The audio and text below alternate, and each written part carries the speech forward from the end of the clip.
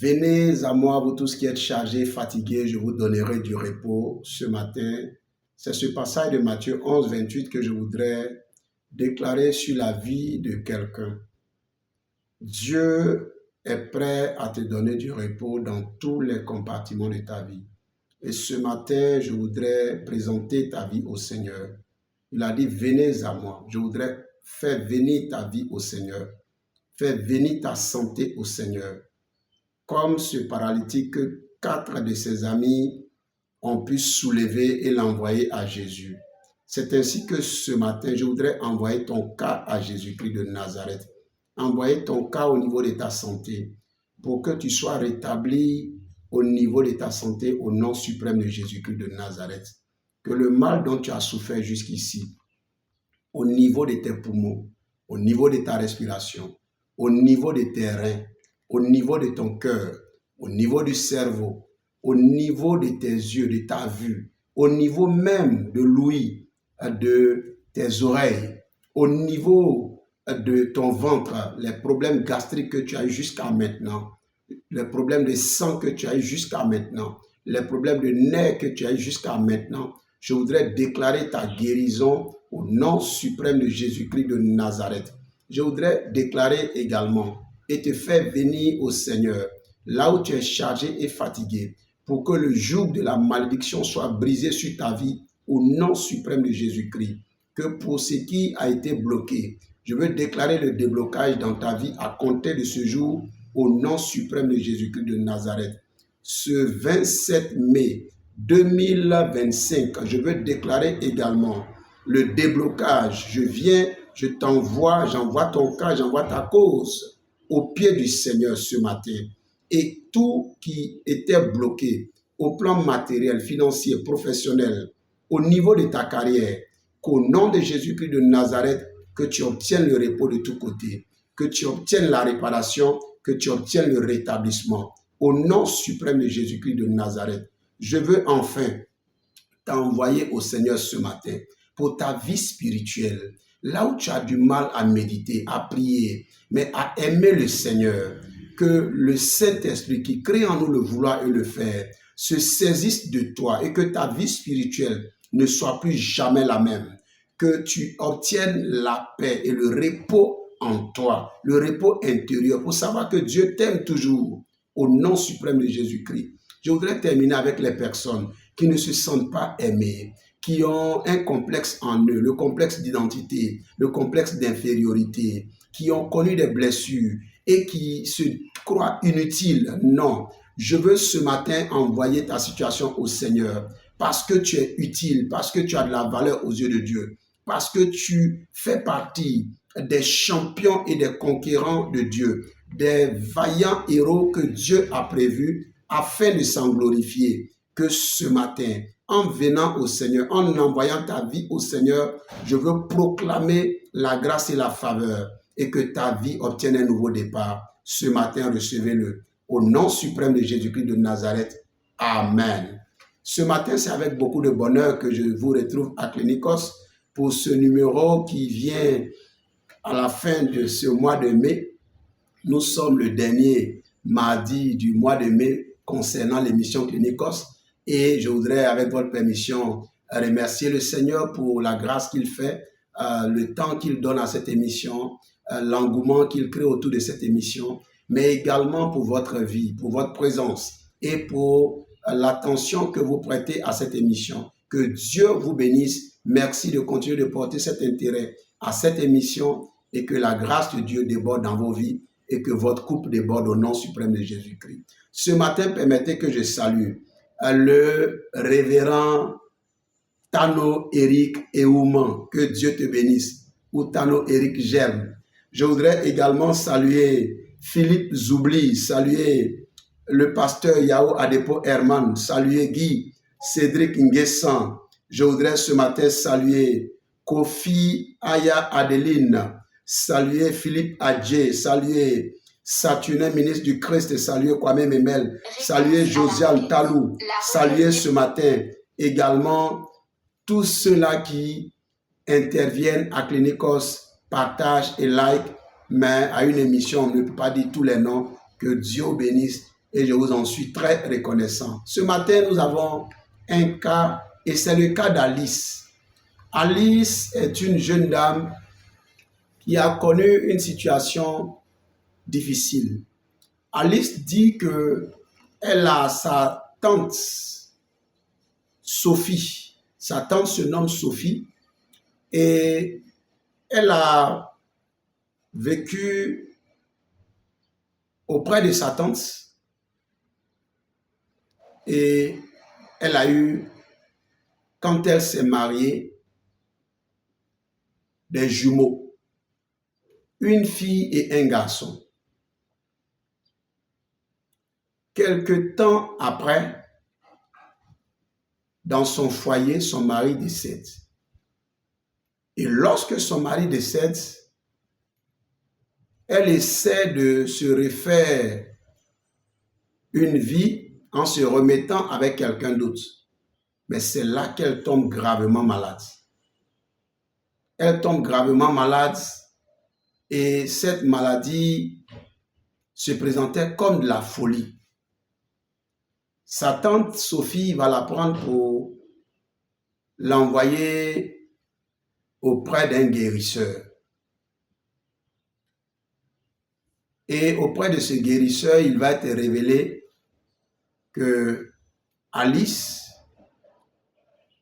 souffre d'un pacte de sang qu'elle a eu avec son défunt mari. Et sur la base de ce pacte de sang, elle est emmenée à mourir. Donc, ce qu'elle vit comme maladie sont les signes qui annoncent sa mort prochaine et certaine. Le guérisseur fait tout ce qu'il peut.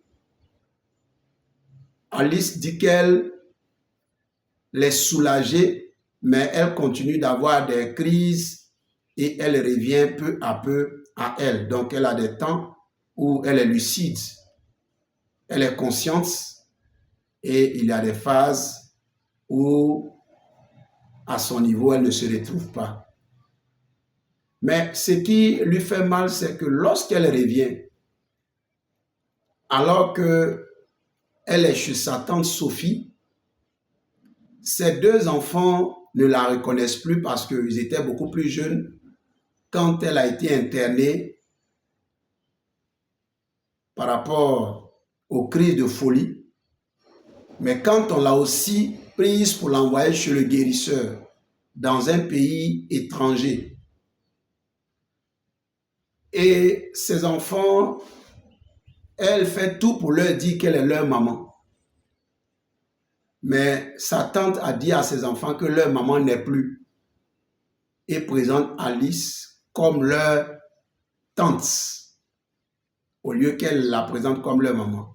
Donc ses enfants, naturellement, qui ont grandi aujourd'hui, ne s'occupent que de sa tante Sophie parce qu'ils considèrent sa tante Sophie comme leur mère biologique et ils considèrent Alice comme une tantie. Et Alice dit qu'elle en a fait un problème une fois en alertant d'autres personnes pour que cela change. Mais malgré cela, sa tante Sophie ne l'aide pas parce que sa tante Sophie n'a pas d'enfants et ce sont les enfants d'Alice qui sont devenus pratiquement ceux qui s'occupent d'elle, qui sont devenus ses enfants. Donc voici l'histoire d'Alice. Alors ce matin, je voudrais bénir Dieu pour Alice et je voudrais dire que dans cette situation concernant Alice, il y a divers éléments qu'on peut relever. Le premier élément à relever dans l'histoire concernant Alice, c'est la question concernant la cause de son mal. Alice dit que la cause du mal, c'est un pacte de sang. Alors, pour ceux qui ne connaissent pas ce qu'on appelle un pacte de sang amoureux, c'est des personnes qui, au nom de l'amour, par moments vont prendre le sang l'un de l'autre. Ils se blessent un tout petit peu sur le corps, ils prennent le sang l'un de l'autre, ils mélangent le sang et il se déclare l'amour pour la vie jusqu'à ce que la mort les sépare. Et le pacte de sang interdit donc à l'un ou à l'autre de se remettre avec quelqu'un. Même s'il arrivait que l'autre meure ou l'autre décède, l'autre est obligé de rester sur la base de ce pacte de sang-là, ou au nom de ce pacte de sang, de rester sans autre conjoint jusqu'à sa mort. C'est ce que Alice dit qu'elle a fait avec son défunt conjoint. Je voudrais dire aux uns et aux autres, Dieu a réglé la question simplement. Lorsqu'il a pris Adam et Ève, il n'y a pas eu de pacte de sang utile. L'on peut s'aimer sans forcément recourir à des pratiques qui peuvent nous créer des situations difficiles parce que le pacte de sang est avant tout un acte spirituel. Ce n'est pas un acte émotionnel. Et à chaque fois qu'il y a l'implication du sang, sachez que vous êtes au-delà du naturel. Vous entrez dans la sphère spirituelle des choses. Et quand vous n'avez pas une connaissance des choses de l'esprit, ou des réalités spirituelles, ou des lois spirituelles, il ne faut pas faire comme les autres. J'ai entendu que ma camarade, ah oui, elle vit le parfait amour avec son ami ou son mari. Ah, nous aussi, qu'est-ce que vous avez fait? Ah, nous, on a fait un pacte de sang. Et ma femme et moi, on ne peut plus jamais se séparer. Vraiment, c'est un gage de fidélité. Non, on peut être fidèle même à quelqu'un sans faire un pacte de sang. Pour être fidèle, quand quelqu'un est fidèle, il n'a pas besoin de pacte de sang. Et on n'a pas besoin de pacte de sang pour maintenir quelqu'un fidèle. Quand quelqu'un est infidèle, même avec un pacte de sang, il peut chercher à être infidèle. Mais s'il ne peut pas peut-être te quitter, il va trouver d'autres formules. Il peut rester avec toi et aller vers d'autres personnes, mais tu me diras que bon, la personne va décéder entre-temps. Mais je vais dire que ce n'est même pas à conseiller. Et personnellement, Alice, c'est l'une des grosses erreurs de ta vie, mais l'erreur humaine. Donc, je ne vais pas t'accabler parce que tu as besoin d'aide. Mais il ne faut pas recourir au pacte de sang. Il ne faut pas recourir à des situations on va dire, occultes comme ça, des pratiques pareilles pour cimenter, en guillemets, votre amour. L'autre question que je voudrais soulever dans ce que Alice dit que sa tante Sophie l'a envoyé chez un guérisseur. Je voudrais rappeler à tous ceux qui sont de d'autres nations où l'expression guérisseur n'est pas très connue. Un guérisseur, c'est un administrateur traditionnel de soins, mais qui a par moment recours à des pratiques occultes pour administrer ses soins. Donc, c'est celui-là qu'on appelle un guérisseur. Donc, si elle t'a envoyé chez un guérisseur, il faut savoir que le guérisseur ne peut pas régler ton problème. Le guérisseur va faire ce qu'on appelle le travail de substitution, de remplacement. Lorsque vous allez voir un féticheur, un guérisseur, ou un marabout, ou un médium, ou un sorcier, ou un mystique, le monde spirituel du diable ne se combat pas. Le diable connaît la parole de Dieu. Il sait qu'un royaume divisé contre lui-même ne subsiste pas. Vous ne pouvez pas voir un guérisseur et il va régler un problème pour lequel l'auteur est un sorcier. Pourquoi? Mais parce qu'ils appartiennent au même maître. Ils ont le même mandat, ils ont la même mission. Et la même fin, c'est établir Satan et son règne dans votre vie. C'est réaliser le mandat qui s'opère sous le triptyque voler, égorger et tuer. Ce mandat-là, ils vont l'exécuter. Et donc, quand il vous promet de vous guérir, il remplace, il envoie le mal à quelqu'un. Et il remplace, il vous transfère momentanément ce que vous appelez guérison. Mais comme vous ne serez jamais réellement libre, parce que ce n'est pas le Fils qui vous a affranchi, ce n'est pas Jésus-Christ qui vous a affranchi, le mal va revenir. Il va rendre certainement le mal saisonnier. Il va lui donner donc des périodes.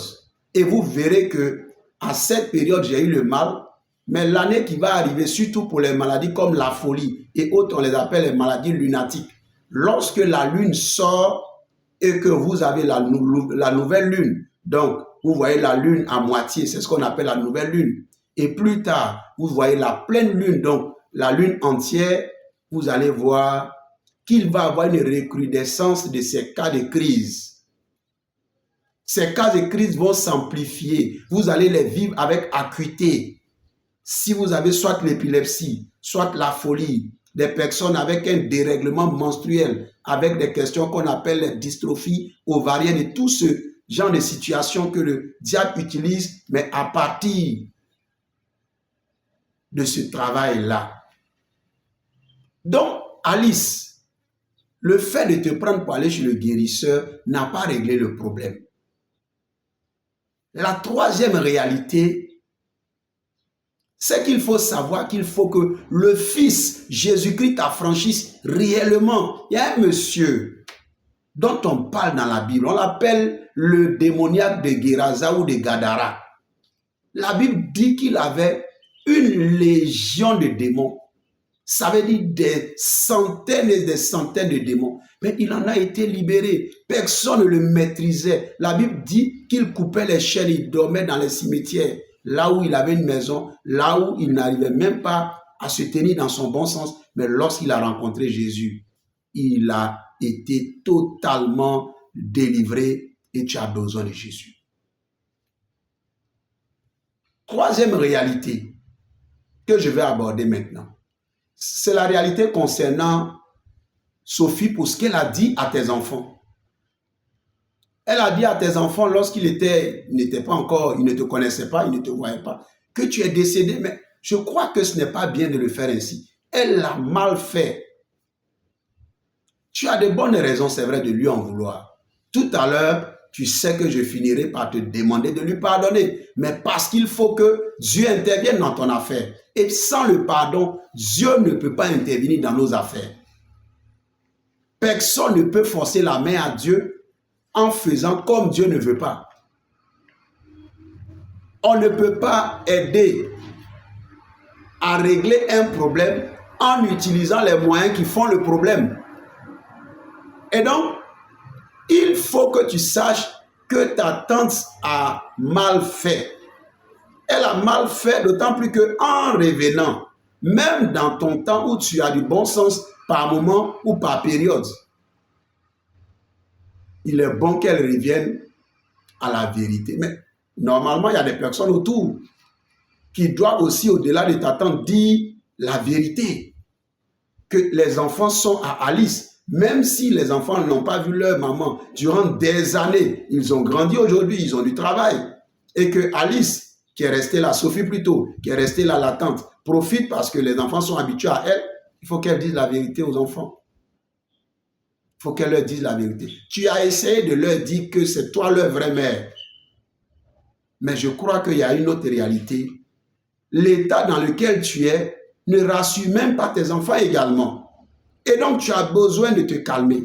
Tu as besoin de guérir d'abord. Quand tu vas guérir, beaucoup de choses vont se régler. Donc, il faut que la vérité soit sûre. C'est vrai que ta tante Sophie exploite ta situation. Elle exploite ta situation. Et je voudrais demander à tous ceux qui s'adonnent à ce genre d'exercice, c'est malsain de le faire ainsi. Lorsque vous voyez quelqu'un en difficulté, n'abusez pas, n'exploitez pas cette personne-là. N'abusez pas d'elle. Ne soyez pas opportuniste.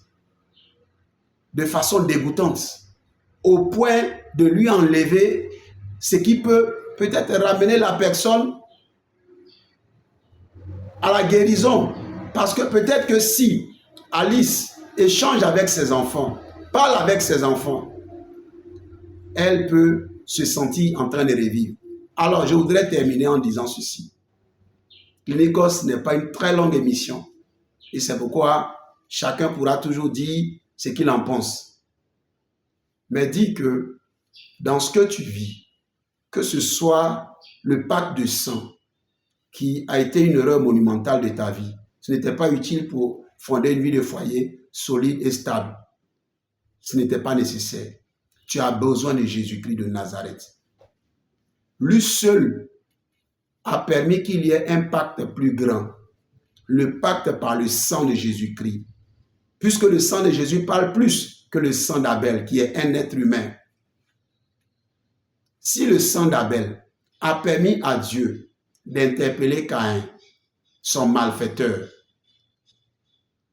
si le sang d'Abel a permis à Dieu de prendre des dispositions, parce que Caïn était maintenant en danger, puisque le sang, la voix du sang, appelait à la vengeance, et Caïn était en danger de mort, le sang de Jésus est le sang qui fait taire tout autre sang qui met nos vies en danger. Donc le pacte de sang met ta vie en danger, mais le sang de Jésus peut mettre fin à ce danger que constitue le pacte de sang que tu as fait. Et le sang de Jésus a coulé aussi pour toi. À toutes les Alice du monde entier, vous qui êtes entrés dans des pactes de sang, vous qui avez peut-être essayé de trouver des formules en essayant de vous approprier un foyer par ce qu'on appelle les basses ou en Côte d'Ivoire on dit libya, en donnant des potions aux personnes pour les garder, que ce soit pour les femmes, parce que il y a des hommes aussi qui le font pour garder leurs femmes et des femmes aussi qui le font pour garder leurs hommes. Quel que soit ce que vous avez fait, quel que soit ce qu'on a fait sur vous, Jésus-Christ peut vous rendre libre. Jésus-Christ peut vous délivrer totalement. Vous avez simplement besoin de venir à Jésus et lui dire, je reconnais ma vie passée, je veux changer de vie, je veux renoncer à tout ce que j'ai fait, je veux que tu sois mon Seigneur et mon sauveur personnel pour aujourd'hui et pour l'éternité. Jésus entre ainsi dans votre vie et il met de l'ordre. À partir d'aujourd'hui, que Dieu puisse te délivrer, que Dieu puisse te guérir, Alice, que Dieu puisse totalement chasser tous ces esprits qui t'assaillent et qui te fatiguent, parce qu'il s'agit d'une activité spirituelle et je voudrais que tu puisses continuer, nous allons échanger, nous allons prier. Mais à toutes les Alice du monde entier, soyez guéris, soyez délivrés, que pendant la nuit, la lune ne vous frappe pas, que personne ne se serve de la lune pour continuer de vous rendre des malades lunatiques. À tous ceux qui ont l'épilepsie, à tous ceux qui ont les problèmes de tension, à tous ceux qui ont les problèmes de folie, à tous ceux qui ont le dérèglement des menstrues, ce matin, je veux proclamer votre guérison au nom suprême de Jésus-Christ de Nazareth et à compter de ce jour, que la bonne main de Dieu soit sur vous. Likez, commentez et partagez et abonnez-vous. Que Dieu vous bénisse et à jeudi prochain.